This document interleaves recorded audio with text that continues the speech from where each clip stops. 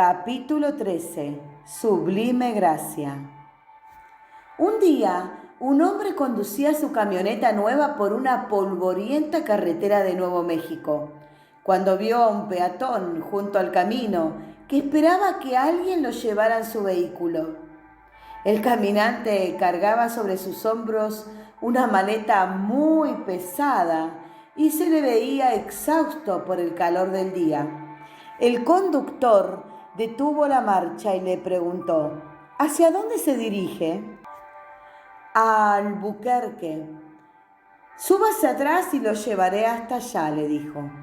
Unos pocos kilómetros más adelante, el conductor miró por el espejo retrovisor y se sorprendió al ver al hombre sentado en el piso de la camioneta, todavía con la maleta sobre su hombro. ¿Por qué no la deja en el piso?, se preguntó. Finalmente, detuvo la camioneta, se bajó y fue hacia el hombre y le preguntó: ¿por qué no descansa y deja su maleta sobre el piso? Ah, dijo el hombre, es que no quiero dañarle su camioneta nueva. He conocido a muchos cristianos que son una copia al carbón de aquel hombre. Tienen debajo de sí el vehículo de la salvación, pero todavía siguen llevando sobre sí su propia carga pesada. Vez tras vez Jesús dice: descárgala, yo la llevaré por ti. Pero en lugar de hacerlo, se enorgullecen de su propio esfuerzo y le dicen: no, Señor, prefiero hacerlo a mi manera.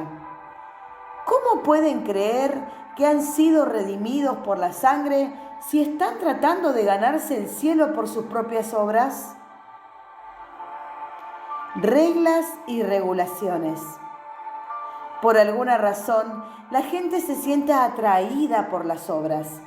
No entiendo por qué, pero así es. Algunas religiones falsas exigen un ritual de oración 5 veces al día. Otras le dicen a sus adeptos que se purifiquen en las aguas de ríos sagrados o que presenten ofrendas en santuarios recubiertos de oro. El mundo dice: obras, obras, obras. Algunas denominaciones empezaron con un derramamiento del Espíritu Santo y del amor de Dios. Sin que pasara mucho tiempo, no obstante, los líderes añadieron obras. El legalismo reemplazó a la presencia del Espíritu Santo. A la gente en estas iglesias se les dice: esto es lo que se requiere para ir al cielo. Si sigues estas reglas, conservarás tu salvación, pero si no, sufrirás las consecuencias. Y se les da una lista de 1, 2, 3 actos externos que deben realizar. Siguen las reglas y regulaciones que les fueron dadas debido a que a los seres humanos, por nuestra propia naturaleza, nos encantan las obras. Erróneamente creemos que es por acciones que se agrada a Dios. Cuando llegué a ser cristiano, me sorprendió ver cuántos en la iglesia estaban atados a rituales y protocolo espiritual. Una vez, una querida hermana me hizo sentar y me dijo: joven, ¿sabes que es pecado llevar largo el pelo? Y me dijo exactamente hasta dónde Dios quería que me recortara el cabello que me llegaba a los hombros. Muchas personas igualan la santidad con una apariencia externa de piedad, pero es primariamente una obra del corazón. Cuando hemos sido transformados desde adentro, entonces podemos demostrar una vida consistentemente cambiada y transformada. A algunas personas les lleva una vida entera darse cuenta de que la santidad no es producida por el legalismo. El legalismo es carnal y Dios no tiene ningún deseo de tal cosa. En lugar de eso, la vida correcta es el resultado de nuestra respuesta a la gracia del Dios Todopoderoso. No es capacidad nuestra. Después de que conocí al Espíritu Santo en Toronto, pasé muchas horas, algunas veces hasta 8 horas al día, orando y en comunión con el Señor y estudiando su palabra. Un día leí un libro sobre Martín Lutero y cómo el Señor le usó para traer el mensaje de justificación por fe a la iglesia de su día. Una porción del libro se enfocaba sobre Gálatas, en donde Pablo habla de cómo ser libertado de la maldición de la ley. Después de leer esa porción, oí la voz del Señor que le decía a mi espíritu: ¿te salvaste a ti mismo? ¿O fue mi sangre la que te salvó? Tú me salvaste, respondí. ¿Tú me escogiste a mí?, preguntó él. No, Señor, tú me escogiste a mí. ¿Te culpaste tú mismo de pecado? No, tú me convenciste de pecado. ¿Fuiste por tu propia cuenta a la cruz? No, Señor, tú me llevaste a la cruz. Entonces el Señor dijo: debido a que no tuviste nada que hacer para tu salvación, tampoco tienes nada que hacer para conservarte salvo. En aquel momento me di cuenta de que no hay nada que yo pudiera hacer para merecer el favor de Dios. No es por mi carne, sino por la sangre y gracia de Cristo que la obra se realiza. Parece que todos nosotros tenemos algo dentro que dice: tengo que hacerlo yo mismo. Tal vez es para probar algo. Pero vez tras vez nos damos cuenta de que en nuestra propia fuerza somos miserables fracasos. Cuando finalmente nos damos por vencidos y decimos: no puedo hacerlo, hemos dado el primer paso para realmente vivir. En 1975 estaba ministrando en una conferencia en Brookville, Ontario, en donde David du Plessis también estaba hablando. Lo conocí un día al regresar a mi hotel, después de una reunión. David era un hombre muy callado y a donde quiera que iba siempre llevaba consigo su portafolio. Cuando entramos al ascensor para ir a nuestras habitaciones, debo haber parecido un frijol saltarín a su lado. Casi no podía contener mi emoción debido a que estaba allí completamente solo con este gigante de la fe y tenía una larga lista de preguntas que quería hacerle. Muy respetuosamente le dije: Señor Pentecostés, así era llamado por mucha gente, quiero hacerle una pregunta. Quiero tanto agradar a Dios. Por favor, dígame, ¿cómo puedo agradar a Dios? David no respondió. Se quedó muy callado. El ascensor se detuvo, salimos y empezamos a caminar por el pasillo. De repente se detuvo y me metió un dedo en el pecho empujándome contra la pared. Me miró con ojos penetrantes y dijo: ni siquiera lo intentes, no es tu capacidad, es la suya en ti. Nunca lo olvidaré mientras viva. Luego dijo: buenas noches. Recogió su maletín y se alejó mientras yo me quedé allí parado observándolo. Posteriormente, llegaría a ser un amigo muy entrañable para mí y de gran influencia en mi vida. Tal vez usted esté batallando y agonizando por vivir la vida cristiana y tratando de agradar a Dios. Quizás siente que no está avanzando a ninguna parte. Como Kathryn Kuhlman solía decir: deje de bregar y ríndase. Eso es todo lo que Dios le pide que haga. En su carta a la iglesia en Éfeso, Pablo explica cómo recibimos la sublime gracia de Dios. Empieza describiendo dónde estuvimos antes de que vengamos a estar bajo la gracia y todavía seguíamos los caminos del mundo. Estábamos muertos en delitos y pecados. Efesios 2, versículo 1. Y satisfacíamos los deseos de nuestra naturaleza pecaminosa, haciendo la voluntad de la carne y de los pensamientos, y éramos por naturaleza hijos de ira. Efesios 2, versículo 3. Debido a la gran misericordia y amor de Dios por nosotros, aún estando nosotros muertos en pecados, nos dio vida juntamente con Cristo, y juntamente con Él nos resucitó, y asimismo nos hizo sentar en los lugares celestiales con Cristo Jesús.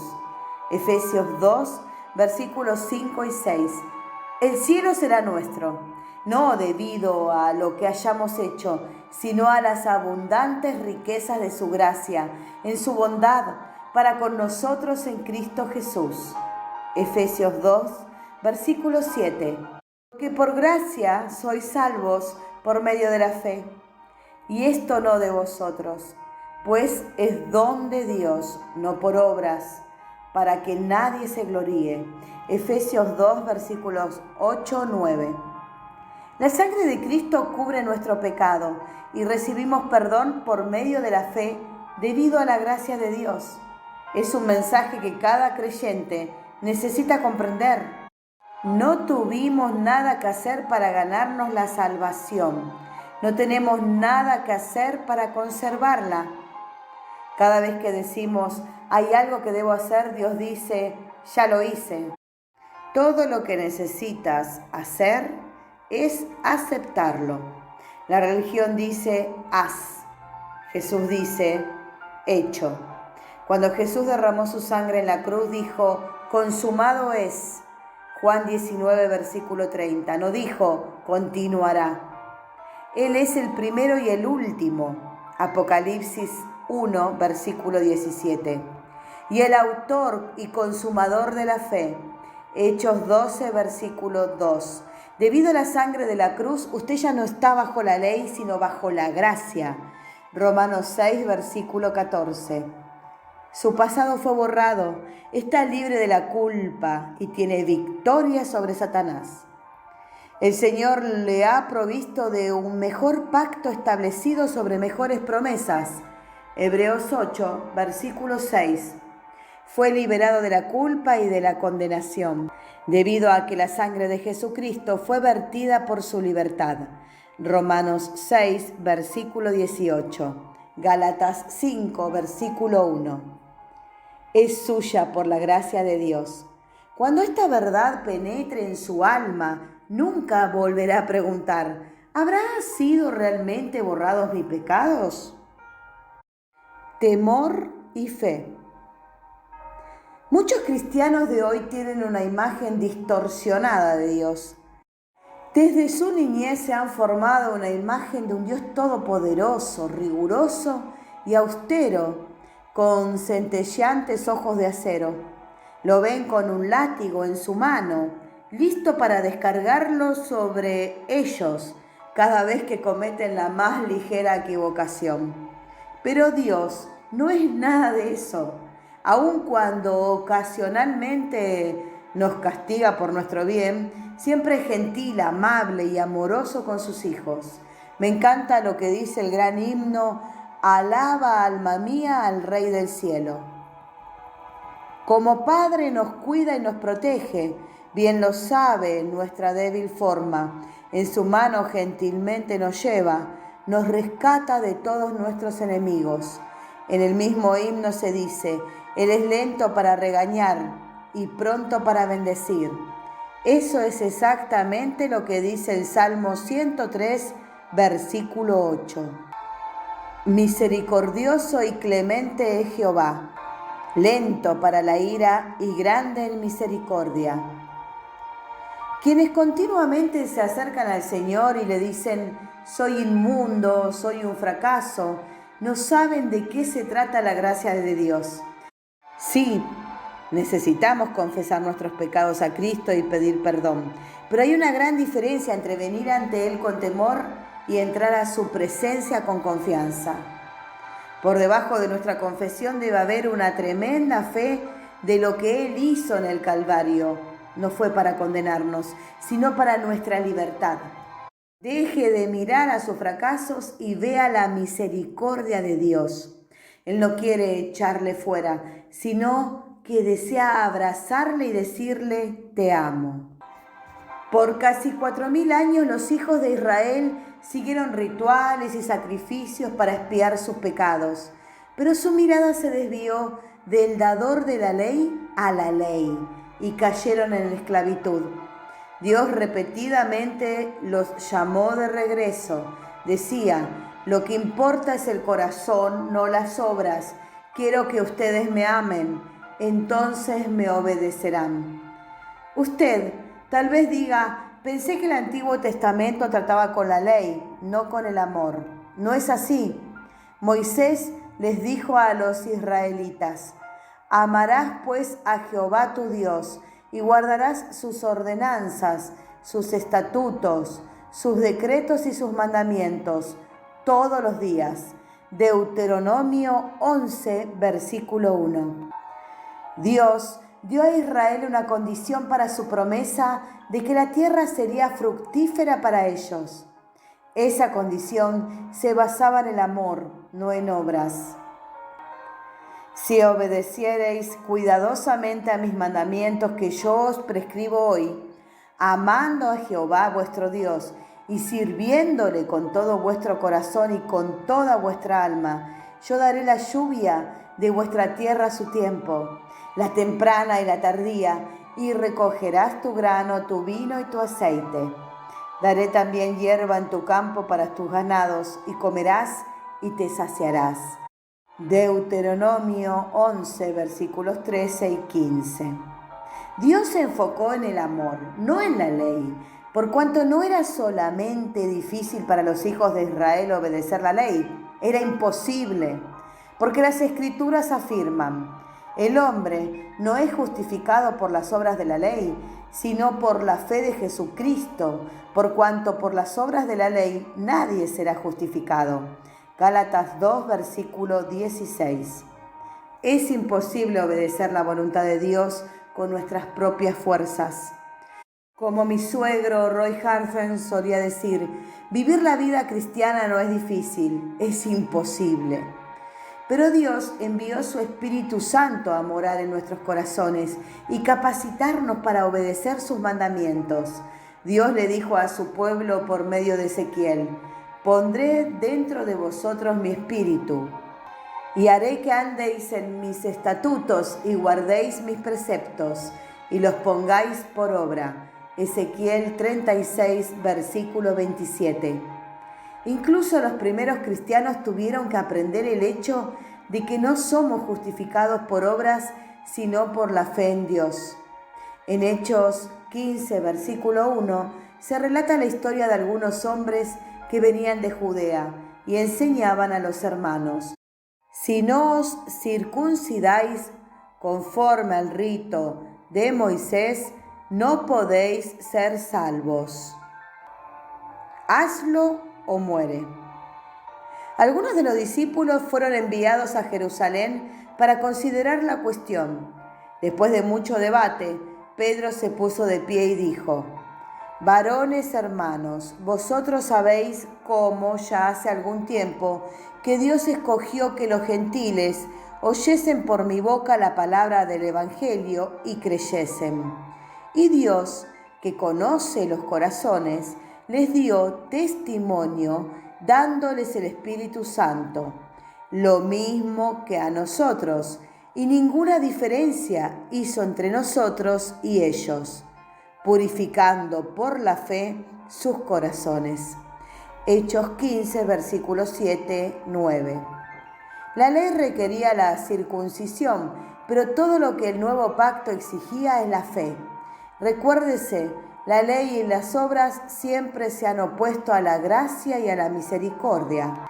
La ley dice, siga las reglas. La gracia dice, es un don gratuito.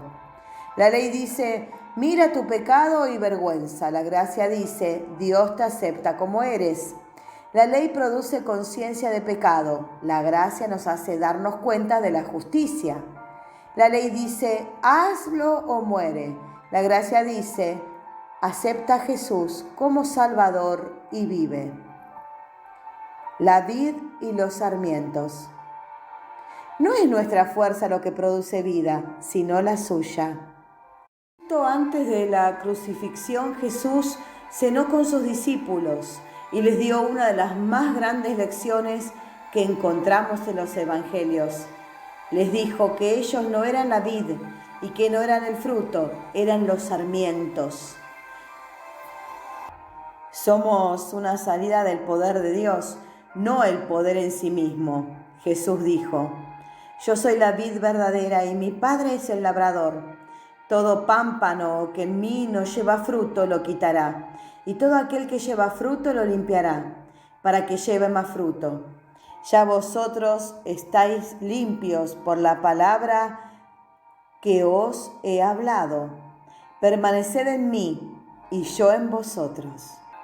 Como el pámpano no puede llevar fruto por sí mismo, si no permanece en la vid, así tampoco vosotros, si no permanecéis en mí.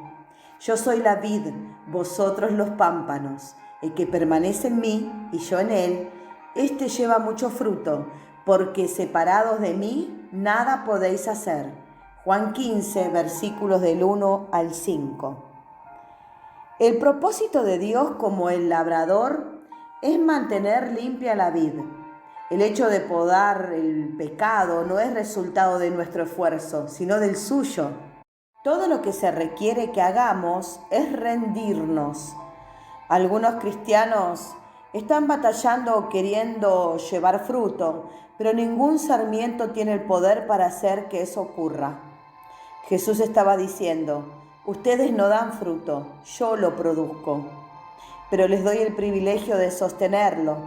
El fruto es mío, la vid es mía, el sarmiento está simplemente unido a mí. Eso es todo.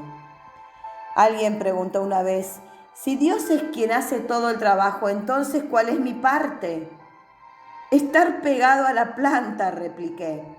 La vid suple la vida a las ramas y la rama tiene el privilegio de sostener el fruto. En efecto, nuestra tarea es convertirnos en sostenedores del fruto. Observe cuidadosamente lo que está unido a la rama. Es el fruto del Espíritu Santo, no de la carne. Llegamos a ser carnales por medio de los cuales el amor, el gozo, la paz y otro fruto espiritual se da al mundo. Gálatas 5, versículo 22 al 23. ¿Cuál es el resultado de nuestra relación sarmiento-vid? Cuando la entendemos y hacemos al Señor la fuente de nuestras vidas, Él contesta nuestras oraciones. Jesús dijo, si permanecéis en mí y mis palabras permanecen en vosotros, pedid todo lo que queréis y os será hecho. Juan 15, versículo 7. Nunca olvide que Jesús dijo, separados de mí nada podéis hacer. Juan 15, versículo 5. Eso es cierto antes, durante y después de la salvación. La vid es fuerte y la rama es débil, pero las ramas son lo que Dios usa para dar fruto al mundo. En las palabras del apóstol Pablo, lo necio del mundo escogió Dios para avergonzar a los sabios, y lo débil del mundo escogió Dios para avergonzar a lo fuerte. Y lo vil del mundo y lo menospreciado escogió Dios, y lo que no es, para deshacer lo que es, a fin de que nadie se jacte en su presencia. Primera de Corintios 1, del 27 al 29. En verdad libre. Sin la sangre de Cristo y la gracia de Dios, sería imposible que tengamos la victoria sobre el pecado. Pablo relató lo que es luchar en la carne contra el pecado, porque sabemos que la ley es espiritual. mas yo soy carnal, vendido al pecado. Romanos 7, versículo 14. Añadió: y yo sé que en mí, esto es, en mi carne, no mora el bien, porque el querer el bien está en mí, pero no el hacerlo. Romanos 7, versículo 18. Nuestra carne no contiene nada bueno, y nuestra justicia es como trapos de inmundicia. Isaías 64, versículo 6. No podemos hacernos lo suficientemente buenos como para agradar a Dios. Recuerdo haber orado: Señor, debe haber algo que yo pudiera hacer para agradarte. Mi más grande placer es cuando me permites a mí hacer la obra, me dijo. Una vez oí una historia respecto a un pastor ruso que fue echado en la prisión por los oficiales comunistas por predicar el evangelio en lo que era la Unión Soviética. No le permitieron a este gran santo de Dios ver a ningún otro ser humano y le alimentaban pasándole la comida por debajo de la puerta. Años y años pasaron y un día el Señor se le apareció en la prisión. El hombre estaba tan agradecido con el Señor por haber venido a verle. ¿Hay algo que pudiera darte para agradecerte?, le preguntó. No, todo es mío, respondió el Señor. No hay nada que pudieras darme. Pero, Señor, debe haber algo que pudiera darte para expresar mi gratitud. No hay nada que puedas darme, repitió el Señor. Hasta tu mismo cuerpo me pertenece, tu misma vida es mía. Oh, por favor, debe haber alguna cosa que pudiera darte. El hombre volvió a preguntar. La hay, dame tus pecados, eso es todo lo que quiero, dijo el Señor. Esto es todo lo que Él quiere, nuestra rendición. Le entregamos nuestros pecados porque Él es el único que puede subyugarlos. La Biblia dice: ¿qué Dios como tú que perdona la maldad y olvida el pecado del remanente de su heredad? No retuvo para siempre su enojo, porque se deleita en mi misericordia. Él volverá a tener misericordia de nosotros, sepultará nuestras iniquidades y echará en lo profundo del mar todos nuestros pecados. Miqueas 7, versículos 18-19. La solución de Pablo a esta lucha con el pecado fue entregarlo a Cristo. Pablo dijo: porque la ley del Espíritu de vida en Cristo Jesús me ha librado de la ley del pecado y de la muerte. Porque lo que era imposible para la ley, por cuanto era débil por la carne, Dios, enviando a su Hijo en semejanza de carne de pecado y a causa del pecado, condenó al pecado en la carne, para que la justicia de la ley se cumpliese en nosotros, que no andamos conforme a la carne, sino conforme al Espíritu. Romanos 8, versículos 2 y 4. Algunas personas dicen: he tratado de orar y he fracasado, he tratado de leer la palabra y mi mente divaga, he tratado de librarme de mis malos hábitos y no puedo. Vez tras vez dicen: Señor, lo intentaré una vez más, y continúan fracasando. Después de muchos años, por fin elevan la única oración que Dios quiere oír: Señor, no puedo hacerlo, tú tendrás que hacer la obra. Y finalmente aprenden lo que Filipenses 2, versículo 13 realmente quiere decir: Dios es el que en vosotros produce así el querer como el hacer, por su buena voluntad. De súbito son transformados y encuentran cuán fácil es vivir por Jesús. Jesús dijo: mi yugo es fácil y ligera mi carga. Mateo 11, versículo 13. Al drogadicto el Señor le dice: deja de tratar de librarte. Al alcohólico le dice: nunca podrás dejarlo por ti mismo. Al fumador le dice: déjame tocarte y darte la libertad. Jesús dijo: todo aquel que hace pecado, esclavo es del pecado. Y el esclavo no queda en la casa para siempre, el Hijo sí queda para siempre. Así que si el Hijo os libertare, seréis verdaderamente libres. Juan 8, versículos 34 al 36. Santo, recuerde que usted nunca será capaz de resolver sus propios problemas. Las Escrituras dicen que no con ejército ni con fuerza, sino con mi espíritu, ha dicho Jehová de los ejércitos. Zacarías 4, versículo 6. Recuerde lo que Kathryn Kuhlman dijo: deje de luchar y ríndase.